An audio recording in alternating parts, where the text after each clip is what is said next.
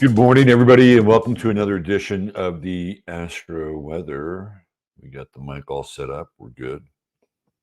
All levels are go. What's happening? It's Tuesday, the 23rd of January, and coming off a really great episode of Serious Sports last night. If you haven't caught it and you are interested in the intersection of sports, astrology, culture, it was a great mix last night with myself and Al Dog and Gracie from North Astrology. Lots of interesting and different perspectives. When I look at last night's show, I think that um, after kind of reviewing everything, we're more or less kind of on the same page with most of the real high level, kind of red button topics, right?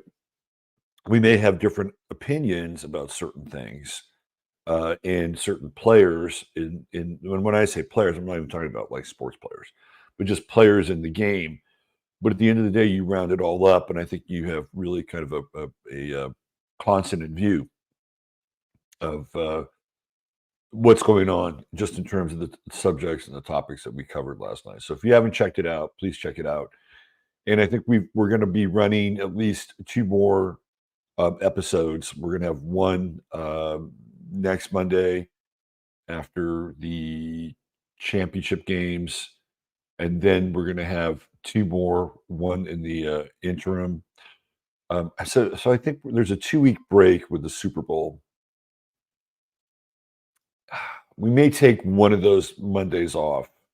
It almost feels redundant in some ways, unless something staggering happens in terms of the sports world. And the sports world will give way to political sports after the Super Bowl, and everything is going to be all about this, whatever it's going to be in November. So anyway, check it out if you like it. How are you today, wherever you are in the realm? And if it's your morning and you're just starting off your day, top of the morning to you. As I sip some hot coffee, black. We got Peachy in the house today. Hi, Peachy. How you doing? Peachy will dialogue with you. If you talk to her, she'll talk back to you in a good way. She doesn't talk back in a dismissive way. She engages. You gonna get on that chair today? Is that your new spot in here? On my hoodie? It's really funny. Somehow, one of these microfiber cloths, not very big, wound up at the foot of my bed in my bedroom, and it's like lime green. It's just like this little lime green microfiber cloth. It's like she fucking sleeps on this thing now every night. Like it's become her blankie. This little lime green microfiber cloth that has been across my computer screen like hundreds of times. That's her. That's her little blankie. Anyway, all right. Let's get into the weather. Let's get into it, shall we? Okay, let me bring this up. Da, da, da.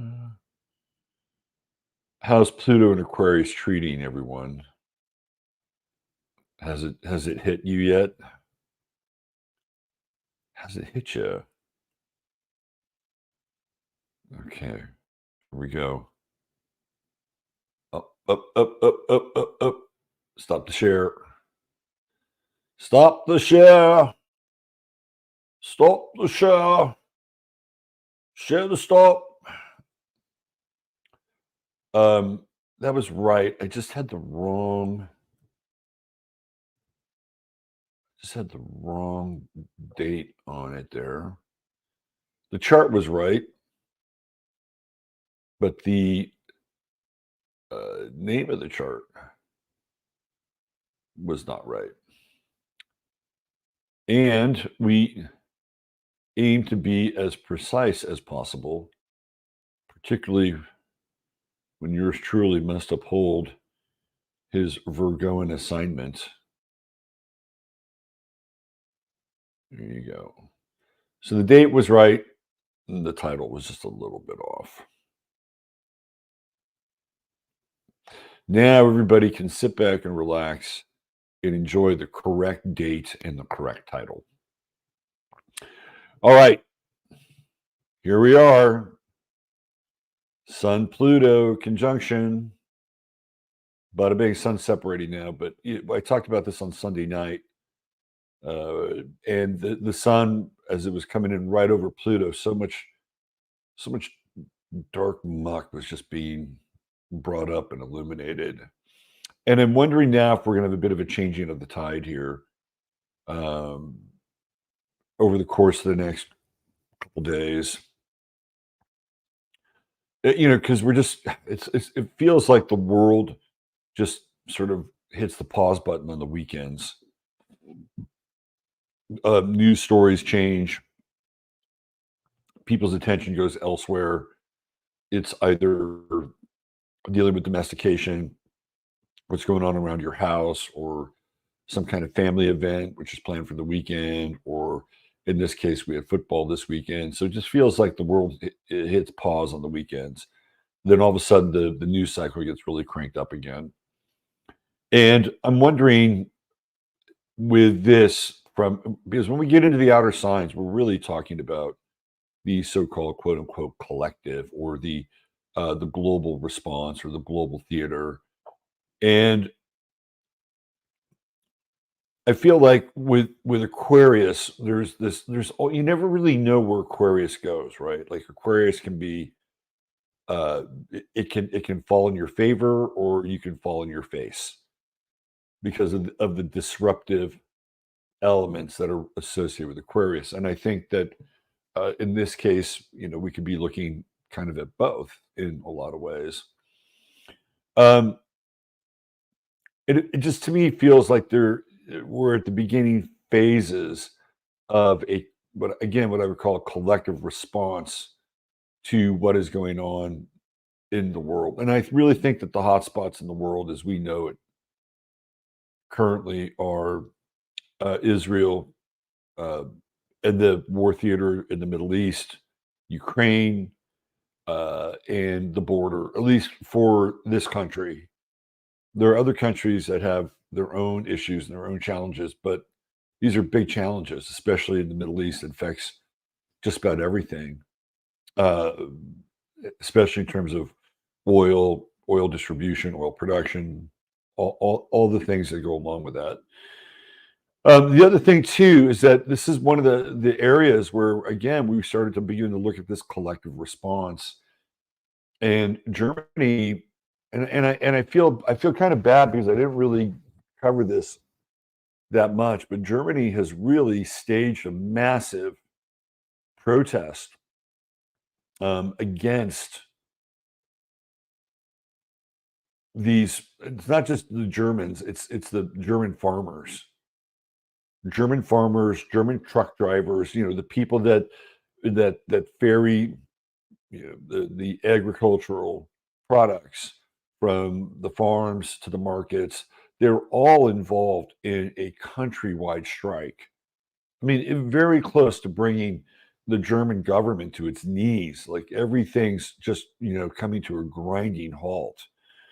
And that's what I'm talking about with as a collective response. Like Aquarius rules unions, trade unions, which on the one hand can be good, and on the other hand, sometimes unions are really just controlled opposition for corporations. But we're going to see more of this, and we're going to see more of what I would call the people's uprising. And theoretically, we should see it here within the next week.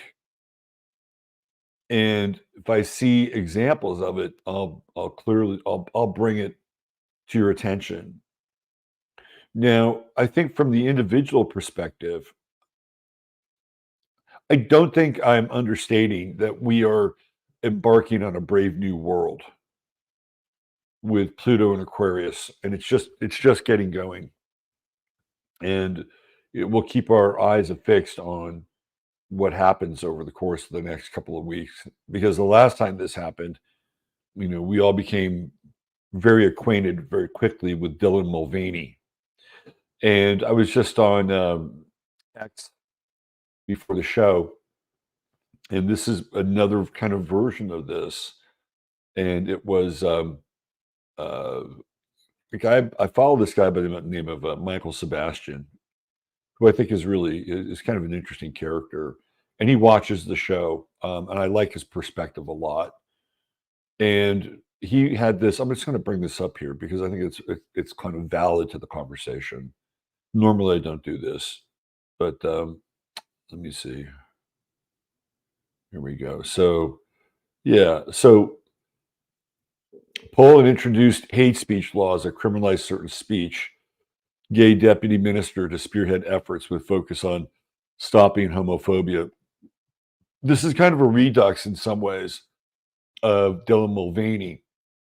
Like again, very early on in the process of Pluto and Aquarius, and that's like me. That is a sign. That's a signifier.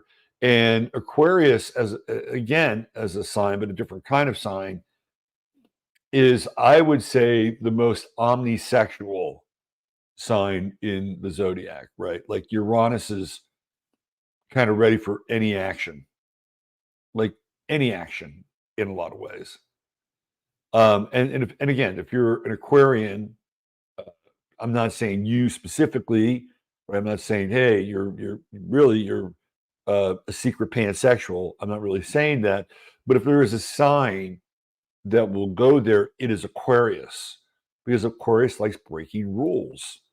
It likes destroying order. So what we see is we see people that are promoted who are agents of chaos, which is what Aquarius is. Aquarius is agents of chaos, so they can promote disorder. And on the other hand, uh, adopt and enforce a different type of order. So, and this is the paradox of all the signs. To me, Aquarius is the most paradoxical. So, what you would do if you're Poland, which is weird because Poland has been pretty staunch and like drawing the line on certain things. But what you do is you hire somebody who is um, theoretically the object of hate speech and derision. And by the way, hate speech and derision is really just not, it's not hate speech. It's just speech that people don't agree with and that they want to put into a bucket and call it hate speech. And so, of course, what you do is you hire somebody to enforce those rules or laws, mandates, who would be somebody, quote unquote, hold on.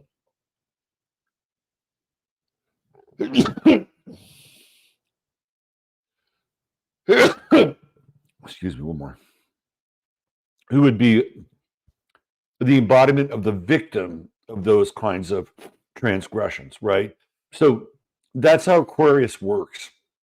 And a lot now, every now and then you'll see the flip side. And out of the blue, you will witness somebody who does not fit that profile.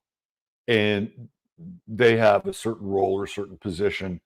And then all of a sudden the other side gets their panties, in a breach or whatever. And then now they have to protest or boycott. I mean, so here we are. I mean, this is really where all of this is going right now. And I think for the individual, and especially here at this point, there could be a sense that the future is uncontrollable and uncertain. And guess what? It is, because it's the future and it hasn't happened yet. But based on everything we've seen up to this point and how they've kind of loaded the presets on all of this, and we're staring down people that are kind of in the know, are staring down what's potentially coming. It can be very uncomfortable, right? We're being forced through this very intense transition, and that's been going on for the last couple of days. But we'll see it even more. Well, it'll be interesting because at a certain point, once the sun has gained some ground It has some space, some degrees between it and Pluto, I think will be somewhat more objective. And we can see both. We can see the intensity of what's taking place, and we may also be able to depersonalize it a bit more. So we're going to track the sun over the course of the next 27 days, which brings us up to 0 Pisces, to kind of gauge where, again, with the global theater or the collective canon, we'll call it the collective, where we are and where you are in your own life as well as we go through these very intense changes. And this is the aeon, this is the aeon or the dawning of a quote unquote new age. And it is. It is. But it's not, how do I say this? It is the latest chapter, right? It is the latest chapter of the dawning of the new age, which for me starts in 1963 with the assassination of Kennedy. And you have all those planets in February of 1963. There's 6 planets in Aquarius. To me, that's where it all kicks off. And it's all chapters. And this is the final chapter with Pluto and Aquarius. We begin to draw the book to a close. But what a strange and weird and wild and just unexpected chapter it's going to be. Okay, let's talk about Mercury and Mars, which we've been tracking again. And everything looks pretty good here. We had a really good discussion last night on serious sports, and we talked about sports, and we talked about Capricorn and certain Capricornian characters, like, for instance, Lamar Jackson, and how it relates to you is that there's a certitude here with Mercury, Mars, so not just a certitude, but a certitude, right? So that's not a word, I just made it up. But you want to assert yourself, right? This is a day where you definitely want to assert yourself. Acting before thinking, it's not necessarily a bad thing, right? Because we also have this trine going on with Uranus, and Uranus really supports, quick, instantaneous, improvisational actions, right? So you can today, if you wanted to, I would say consciously engage in something like that. Today's a good day for it. And as Mars continues to move closer into this trine with Uranus, just look for the right timing to do things. Look for the right timing to make moves that surprise people, that catch people off guard. But they're not anything that you're just doing spontaneously, because there's some thought. Literally, there's some thought behind the action. So don't be afraid to improvise. Don't be afraid to change things up. Don't be afraid to say no when everybody expects you to say yes, or yes when everybody expects you to say no. And you're not doing it because you're trying to be a contrarian. Again, what you are trying to do is improve your position. And this is one of the things that we're going to sort out with Aquarius, is that, if we look at the mantra for the greater good, that is an Aquarian mantra, which you're going to hear more and more of, for the greater good. And I'm all for a more, how do I say this, organic network of authentic people actualizing who they are at a deep and profound and even divine level, and all doing it in their own way simultaneously. I'm all for that. All for it. So is that a vision or a version of the greater good? Maybe, but you can't leave the self out of it. So when we get into Mars and Mercury here, we are talking about the self, and your position does matter. What you do does matter. How you're able to actualize does matter, because there are opportunity and profits involved. And especially with Jupiter, we have a nice little Mercury Jupiter trine. Mercury starting to separate a little bit. So when we move into it's I think Capricorn is very self-interested and wants to get to the top. And Aquarius is on the other side of the mountain. It's like, okay, I got to the top. Well, now let me share my riches and my wealth and my abundance and my good fortune with others. I mean, that's theoretically how it's supposed to work. There's still a climb to the top here. Do not do not abandon your post just because we have these Aquarian energies that are in the air. And even with Chiron coming in with this square with Mars and Mercury, to me that square is the hesitation before the act.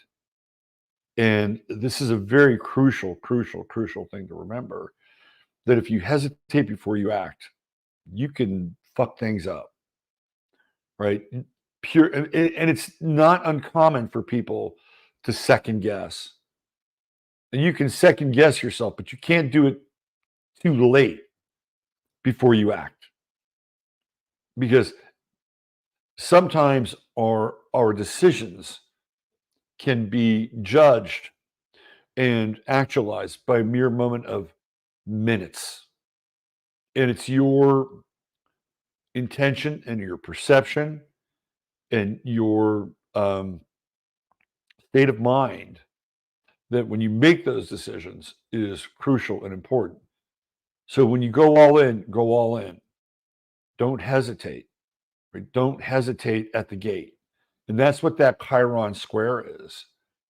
It's that brief moment of hesitation. Should I do this?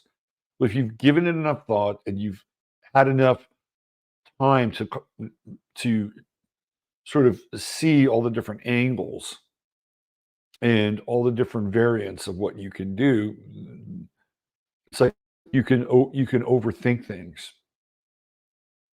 I had somebody send me a text last night, and they said, "Well, when you do this, you use these things and these things and these things." And it had to do with relocation. And I said, "No, because at a certain point, you have too much information and you get paralysis by analysis. Well, there's this and then there's that. And well, there's this and so as you're scanning the landscape to find the perfect place to be, in some ways, there's no perfect place to be. There are places that are better than other places, but there's no perfect place to be. And you could sift through everything with a fine tooth comb, and you may not be able to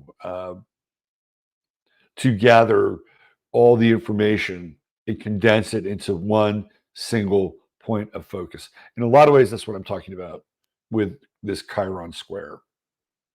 Analysis by paralysis. When it's time to act, act, and don't look back. And we're going to see more of this here as Mars continues its forward motion, trining Uranus. We have Moon in Cancer today. We always got to talk about the Moon. And this is where we have to take into account, theoretically, other people's feelings.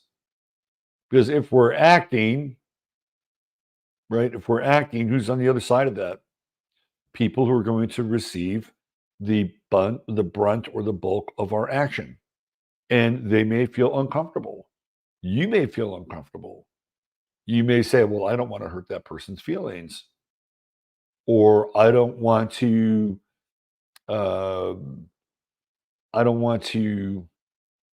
jeopardize my security with that person, because the Moon in Cancer it's baked into security. Now, how do you do that? Well, here we have Saturn and here we have the Moon, right? Nice little trine going on there. And I'm sorry, yeah, trine. And this is where you could sit somebody down and say, look, this is what I'm going to do.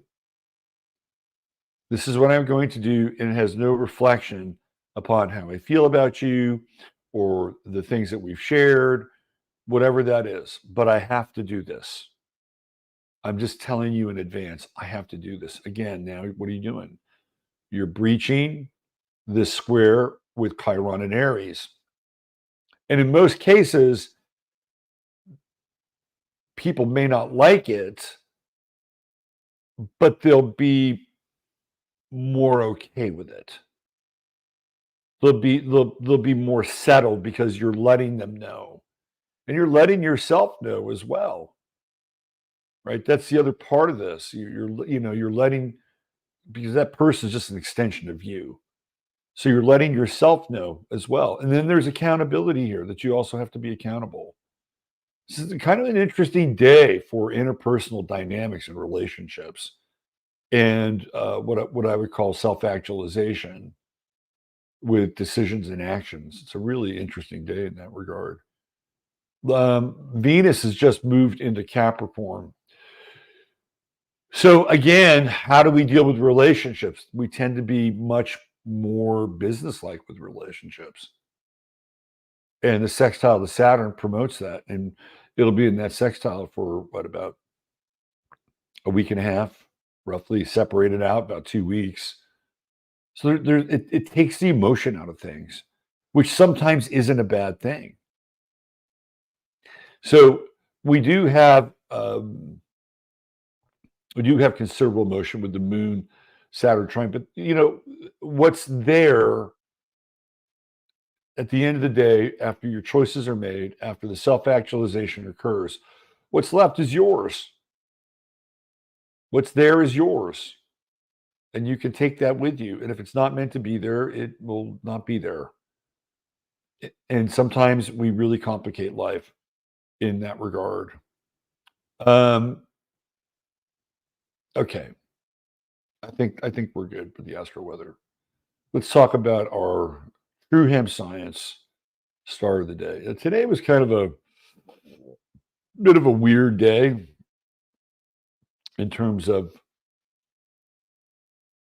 people that I think epitomize the sign or their chart. And there we go. So let's go over here.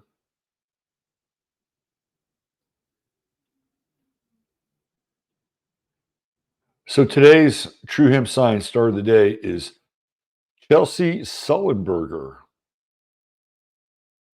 Now, True Hemp Science is your first stop shop on the internet for all things CBD related.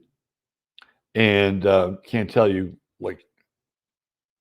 how grateful I am for the sleep gummies, for the moon dust gummies, and some of the other elixirs that Chris has created over at True Hemp Science. It's great stuff. So all you got to do is, when you spend $100 or more, type in 15MINS. That's 15MINS, and you will get a free goodie bag with your order. $150 or more get you free shipping, and there's always a 30-day money-back guarantee. All right, let's talk about Chelsea Sullenberger. Some of you may ask yourself, who the fuck is Chelsea Sullenberger? And I have been instructed to give more background on people when I talk about them. And I do to the best of my ability, given the amount of time that I have to talk about them. Chelsea Sullenberger was the guy that landed the plane in the Hudson River. And that was really a big deal. Really a big deal back in the day. Because I felt like, I even wrote about this. This is how strongly I felt about it. It was during the Obama administration. And Obama was, of course, one of these guys that was, well, let's lead from behind. It's the end of American exceptionalism. This whole idea of being heroic, or somebody who stood for ideals and principles and acted upon them, that was all being put in the dustbin. And then all of a sudden he shows up. And I'm like, wow, this is a really interesting sign, right? Very interesting sign that he arrives during this time where these ideas are being shuttled away. So I talked about it. I wrote about it extensively and got into the symbolism and the imagery of the water and the river, and him being able to carry the day. And this is a guy that was trained in the Air Force, seasoned pilot. Like, you're not going to see guys like this anymore. You're just not. This is really the passing of the guard. And honestly, this is the guy you want to fly your fucking plane. You don't want to look. I'm all for people of different stripes and different backgrounds if they're qualified. But if they're not qualified and they're there because they're checking some quota box, you don't want them flying your plane. Trust me, this is the guy you want. So what I thought was interesting about his chart, just in terms of this whole idea of the rescue, is down here. So he has Mars in Pisces. He has Jupiter in Pisces, and he has the true node in Pisces. And I don't care if it's air, land, or sea, Gemini represents travel. And I thought it was interesting that it happened in proximity of New York, because I've always seen New York as a very Gemini city, like lots of hustle and bustle, very condensed and concentrated. It's very Gemini-esque, right? And it's like on the other side of Gemini, you have Sagittarius. So the rest of the world comes to New York. They come through Ellis Island. So to me, New York is a very Gemini city. It may not be Gemini in terms of its astrology, but to me, it's Gemini in terms of how it ticks, how it moves, how it hums. And he has Jupiter and this is all about good fortune, right? Jupiter is good fortune, and it's in the sign of Pisces. And what is he doing? He's landing the plane on water. He's landing it on water. He's saving all of these lives. And then there's that true node also in Pisces. So he's meant to travel, right? He's meant to travel. That's what his true north is in his chart. And I guess we can include flight as part of it and landing a plane in the Hudson River. And then look, we have Neptune up here at the top of the chart. Neptune, of course, is the ruler of Pisces. And it's retrograde. So maybe we look at retrograde through the lens of, hey, it's not a perfect landing, right? But he made it happen, got it done. And this was really an interesting moment for him in terms of a star turn. Like this guy was just, he had a solid background as a pilot, but he went from being a pilot to being an icon in an era where we just don't have a lot of heroes. This guy stood out like a flashing neon sign. And then Clint Eastwood, I guess, made the film version of his story, and he cast Tom Hanks as Chelsea Sullenberger, and Chelsea was on the set. And apparently Chelsea was very involved. Let's put it that way. He was very involved in his character, wanting to get things right. And he gave both Tom Hanks and Clint Eastwood a bit of a hard time. Not because he was an asshole, but because he wanted to make sure that his story was being told correctly and that they were sticking with the facts as much as possible. So I see that with Saturn up here at the top of the chart in the ninth house, where he plays a bit of a role of the authority with Saturn here. And then this is probably the planet that's most challenged, because you've got these squares going on with Mercury and squares with Uranus. And I don't know his full story in terms of perhaps promotions that he was denied or opportunities that were given to somebody else. But I see a lot of frustration with that Saturn, like somebody who's really good at what they do, in some ways hampered by certain conditions. And and even that Saturn Uranus square, somebody who is kind of quietly rebellious in their own. You can't be truly rebellious in the military. It's not a system that's built for that. But I think he was also rebellious in his own way. But he reaches this kind of denouement. And if I'm not mistaken, Jupiter might have been in Libra at that time, which would have been, of course, a really interesting transit at the top of this chart. He also has his ascendant at 25 Sag, which is the galactic center. And people that have the galactic center at a critical angle, or with a conjunction with an inner planet, have a sense of destiny. And this was it. This might have been his true moment of destiny. Maybe this was the moment that he felt all of his life and was able to make it happen. And he might have had other experiences, because that's the nature of Aquarius, right? Aquarius deals with chaos. And he may have had some other experiences that may have primed him for this, but this was the big one. And even he was born on a full moon in Leo, and it makes sense that he would have his life turned into a movie, right? That's like a star turn. That's very moon in Leo. So it's an interesting chart, and I think he's still around. And I would go on the record that he, in many ways, was the last American hero, because America doesn't want heroes anymore. America wants heroines, or America wants somebody else to be the hero. Not us. That's just exceptionalism, colonialism, privilege. There's your start of the day. Chelsea Sullenberger, brought to you by True Hemp Science. And with that, ladies and gentlemen, boys and girls, we've reached the end of the Astro Weather. I will be back on, tomorrow here. I'm going over to the 15 minutes of Flame channel over on Boxcast. I do not have a link for it today because I haven't programmed the show yet, but I will between now and then. So in the meantime, have a blessed day. Have a blessed evening. God be with you. Take care. We'll see you tomorrow.